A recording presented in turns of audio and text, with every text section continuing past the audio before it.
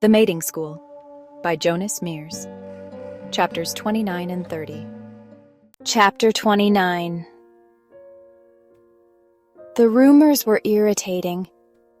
They spread like rapid fire across the school. Lily could see the logic of it.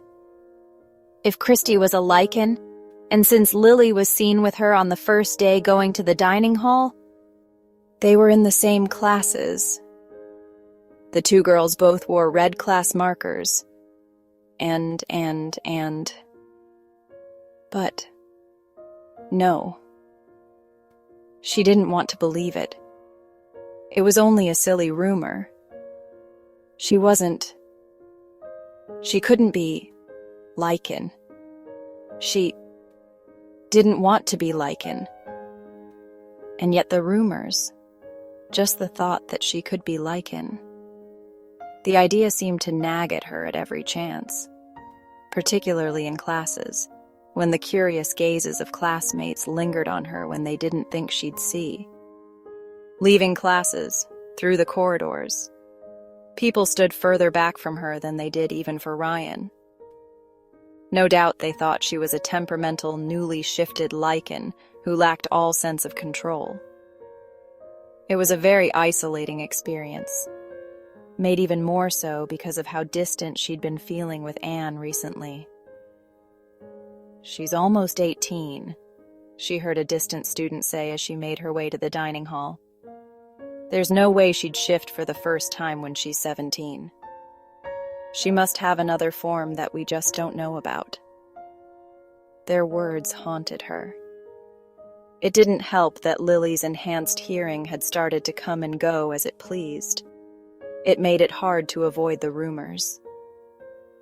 "I heard she can turn into a hippo," said another student. The voices, though whispered, seemed to ring through the corridor. A hippo. That'll be the day. "You need to control your abilities." Anne's voice, from their first study session, seemed to echo in her mind. It had a sobering effect. Maybe if she wasn't under so much stress, and maybe if the rumors weren't plaguing her, maybe then she'd be able to focus and gain control. Maybe. Part 2. "Just accept it already. The rumors are true," said Anne later that evening.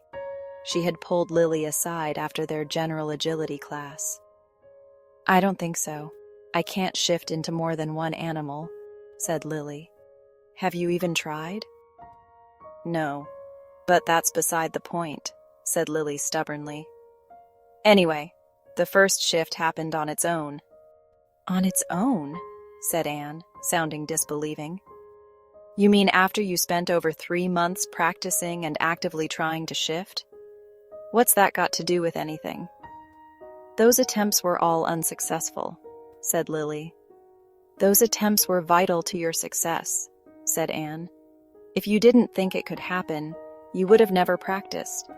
And if you never practiced, you would have never gotten to the point that you believed you could." "Even if that's the case, it doesn't prove anything," said Lily.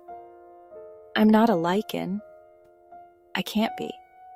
"Not sick anymore, are you?" said Anne, changing tact. Lily paused. It was weird being reminded of that. How had she forgotten how sick she'd been for months and months at the start of the school? "No," she said to Anne.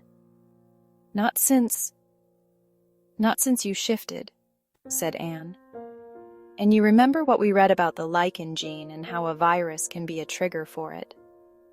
"It's coincidence, that's all," said Lily with a dismissive wave of her hand. "I'm not a lichen." "Why not?" said Anne. Lily thought for a time. The whole idea of it sounded foreign and uncomfortable. What would it mean to be a lichen? To have so much power to wield? To be expected to be a leader? She was just Lily.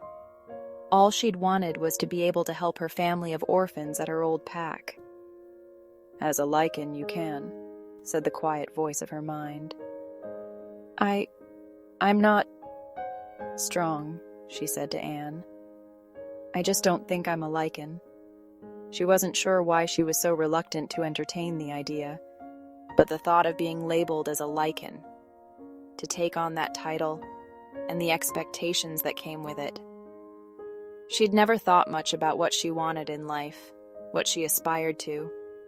Her desires had always been such humble things: to be safe, help her family, and be free. And the idea that she was a lichen seemed at odds with who she was. Chapter 30.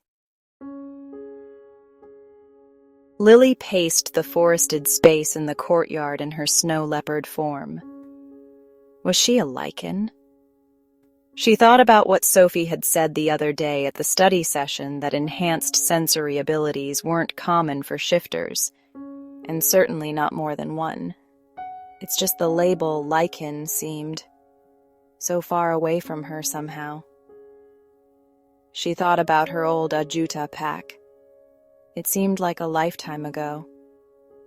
Would she ever go back? And if she did, what would they say if she came back as a lichen? Would they be afraid of her? Maybe if you don't start working on your control more, said the voice of her mind. But Lily ignored it. It seemed like enough to be dealing with the idea that she could be a lichen. What would it mean if she was... She thought about Ryan. Everyone giving him so much space. Most of them were too scared to talk to him, or else felt themselves beneath him. What a lonely life that would be. It wouldn't have to be lonely. If only the shifting law didn't get so messed up and focused on rankings and competitive living. If not for that, maybe then shifters could all just be happy and accepting. That'll be the day. A branch creaked nearby, taking Lily from her thoughts. A few moments later, a gray wolf approached. Lily knew instinctively that it was Sophie. She was happy to have a friend. Lichen or not, she could be at peace for a while. It was easier to let go of thought then. For a time, she could feel the peace that her animal form offered. She raced with Sophie through the trees until the first bell sounded for the afternoon classes.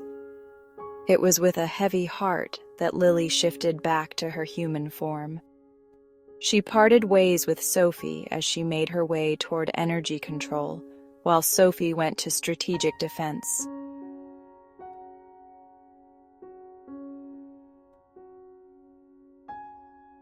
Part 2. Lily had a bad feeling about energy control, and sure enough, Mrs. Burnett decided to start with a quiz. It had all the things Lily was growing to dislike. Mindfulness and meditation are things she'd been preached to about. And yet, she couldn't seem to dive 100% into these ideas. It was like what Anne had said the other day about her first shift. About how, according to Anne, she shifted because she was somehow able to believe that she could. And yet, the reality was that it could have just been randomly triggered by something. By her illness getting too bad, maybe. Or maybe it was related to her being in a healthier situation now as compared to her childhood pack.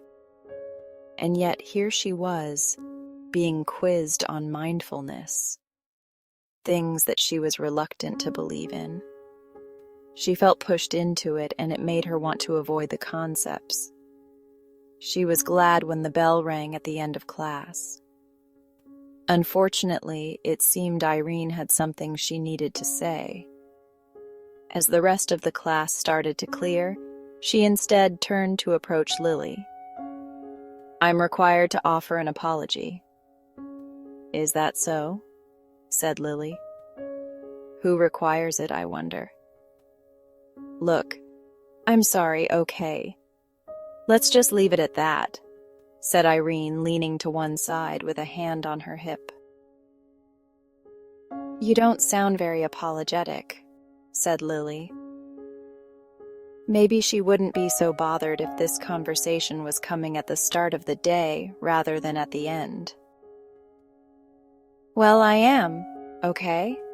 said Irene. "What are you sorry about exactly?" said Lily. "Being a self-centered twit, or for punching me?